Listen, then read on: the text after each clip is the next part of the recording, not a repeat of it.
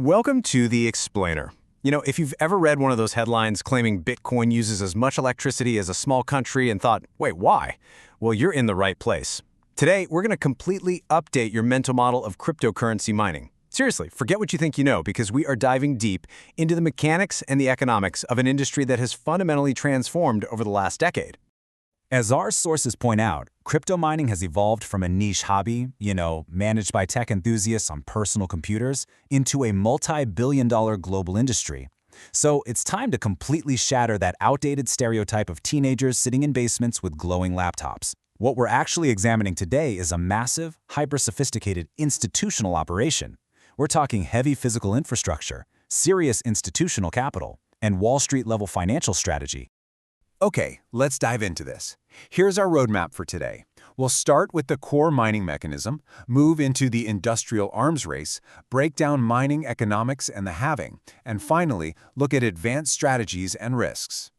Section 1. The core mining mechanism. Basically, building a decentralized bank.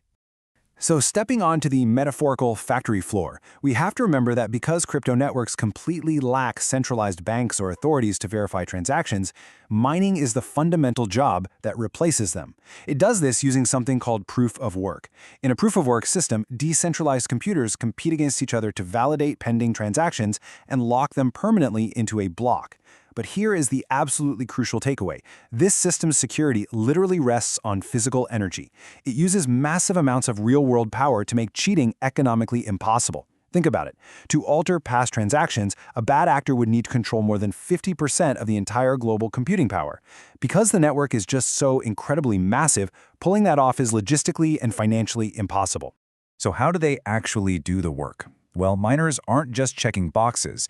Their machines are forced to solve a brutal cryptographic puzzle. It's this rapid brute force loop. Step 1, take the block data. Step 2, change a single random variable called a nonce. Step 3, run it through the SHA-256 algorithm to generate a fixed-length hash. And Step 4, check if that hash starts with a specific number of zeros. If it doesn't, boom, the machine repeats this process trillions of times a second until it strikes the winning combination. It is literally raw, unpredictable mathematical trial and error. But wait, think about this for a second. If computers keep getting faster and more miners join the network, won't all the coins just get mined instantly? It's a very natural question, right? I mean, if you throw more power at a puzzle, it should get solved faster. And this brilliantly illustrates the answer: the network's built-in self-regulation, called difficulty adjustment. The network actually evaluates puzzle speed every 2016 blocks, which is roughly every 2 weeks. If a massive wave of computing power comes online and blocks are found way too quickly, the network automatically scales the puzzle difficulty upward, requiring more leading zeros in that hash. On the flip side, if miners shut down their machines, the difficulty drops. This ensures that one block is found roughly every 10 minutes, keeping the issuance of new currency perfectly predictable. Let's move on to Section 2 and see how this builds into the physical world. The industrial arms race, from laptops to liquid cooling. Tracing the timeline. In the early days, around 2009, you could totally mine using a standard home computer CPU. Today, trying that is completely obsolete for major chains. Then came the GPU era, utilizing gaming chips. They're flexible, sure, and actually still used for some mid-tier altcoins, but they're incredibly inefficient for Bitcoin. And that brings us to today's standard, the ASIC, or Application-Specific Integrated Circuit. These are custom microchips built to do exactly one thing: compute a single algorithm. They can't run an operating system or play video games. They are just raw, brute force math machines, packed by the thousands into massive modular shipping containers. Now, when operators evaluate these massive machines, they're absolutely obsessed with two critical metrics: hash rate versus energy efficiency. Hash rate is pure speed. It's how many guesses the machine can make per second, usually measured in terahashes or petahashes. But here's the catch: raw speed means absolutely nothing if it burns way too much power. And that is where energy efficiency comes in, measured in joules per terahash. Operators are constantly hunting for the latest, next-generation equipment, like hydro-cooled ASICs. They're evaluating them by how incredibly fast they can guess versus how little electricity they consume while doing it. Because millions of these ASICs are competing globally right now, mining alone, or solo mining, is statistically equivalent to buying a lottery ticket that you might never, ever win. You could honestly go years without seeing a single reward. That is exactly why miners join mining pools. They pool their hash power together over the internet, and when anyone in that pool finds a winning block, the reward is split proportionally based on the power everybody contributed.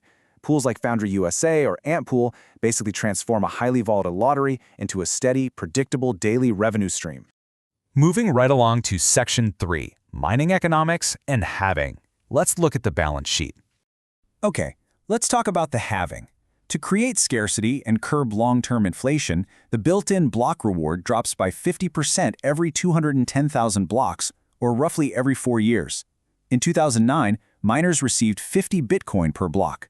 By 2024, that number dropped to 3.125. This is a built-in economic shock to the system, no way around it. As rewards predictably vanish, it basically forces miners to rely increasingly on highly dynamic transaction fees attached by users just to survive. To survive those massive economic shocks, operators have to tightly, and I mean tightly, manage the balance of their ledger. On one side, you have massive upfront capital expenditures, or CapEx. We're talking buying thousands of ASICs, building entire data centers, and setting up heavy electrical substations. On the other side, you have operational expenditures, or OpEx, continuous electricity, cooling fluid, and constant maintenance. And electricity is the overwhelming variable here. An operator's all-in cost to produce just one single coin heavily depends on their local electricity rate per kilowatt hour. Which leads us perfectly into Section 4, Advanced Strategies and Risks. Let's go inside the boardroom. In today's mature, hyper-competitive market, simply plugging a machine into a wall is a guaranteed way to lose money. Seriously, instead, the smartest operators are deploying macro-level survival strategies to manage their power. First, they're hunting for stranded energy, things like flared gas at oil fields or excess solar surpluses. Second, they're utilizing demand response programs, particularly on the Texas grid. They essentially act as an industrial shock absorber. Think about this. During peak summer afternoons, when air conditioners are threatening to completely overload the grid, miners can turn off their machines in a matter of seconds. They then sell their pre-purchased cheap power allocations back to the utility grid at a massive premium. It's just brilliant operational flexibility. So the crucial point is that large-scale operations aren't just crossing their fingers and hoping crypto prices stay high. They use a sophisticated strategy called hash price hedging. Hash price calculates the expected daily dollar value of 1 petahash of computing power. Miners use complex financial derivatives to lock in this fixed hash price weeks or even months in advance. This guarantees they can cover those massive electricity bills, even if the wider crypto spot market suddenly crashes. And this brings us to a really fascinating evolution, the AI infrastructure pivot. This perfectly highlights the sheer ingenuity of the industry. Because these massive mining firms already hold multi-megawatt power permits and have incredibly advanced industrial cooling architecture in place, they're actually retrofitting portions of their data centers to host high-performance computing and AI workloads. AI tasks are super high margin, and running them right alongside traditional crypto mining setups creates a powerful structural buffer against those volatile cryptocurrency market cycles. But look, it's not all profit and innovation. Our sources make it clear that this is an unforgiving industry with brutal systemic risks. Hardware depreciation is a constant threat. ASICs become obsolete incredibly fast. Then there's the halving margin squeeze, where a miner's primary revenue source literally drops 50% overnight.